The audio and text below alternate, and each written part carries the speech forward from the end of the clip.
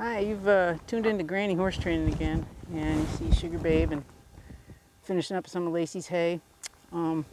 Just want to talk a little bit about laminitis and spring grass, why these guys live on a track, because that's the healthiest way to keep the best way to keep their feet healthy. Horses are so prone to laminitis around here in Southwest Washington State. It's an epidemic, really, especially this time of year. People start their horses way too early on the grass.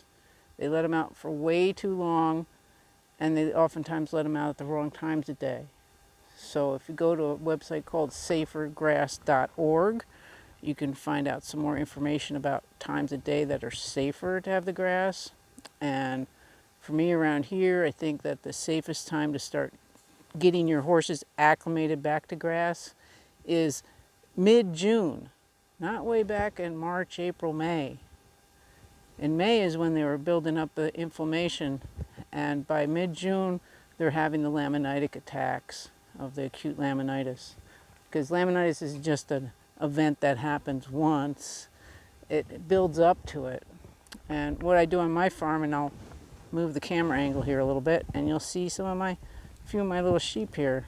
There's the rams out grazing on clover and stuff. I have rams and I have ewes in another field, of course. I keep them separated right now. But I have sheep and cattle that eat the grass.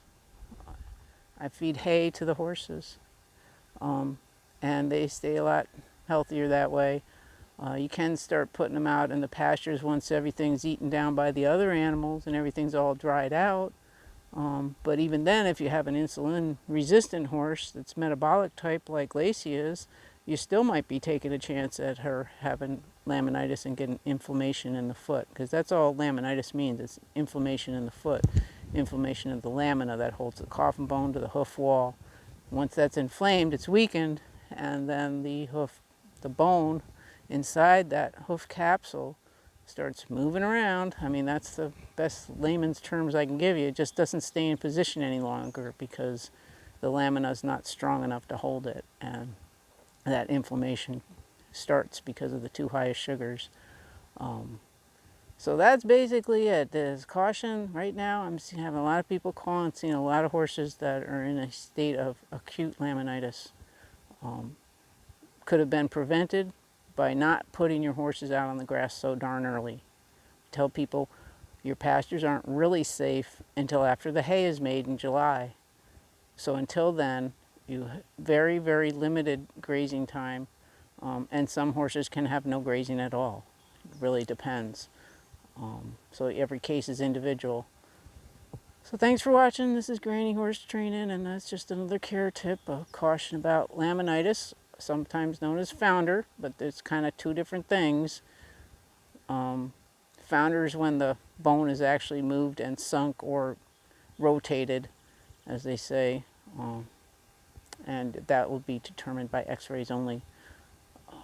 So thanks for watching, and be careful feeding your horses. They're probably the most sensitive farm animal ever. Cows and sheep, much more easy to take care of. Thanks for watching. Bye now.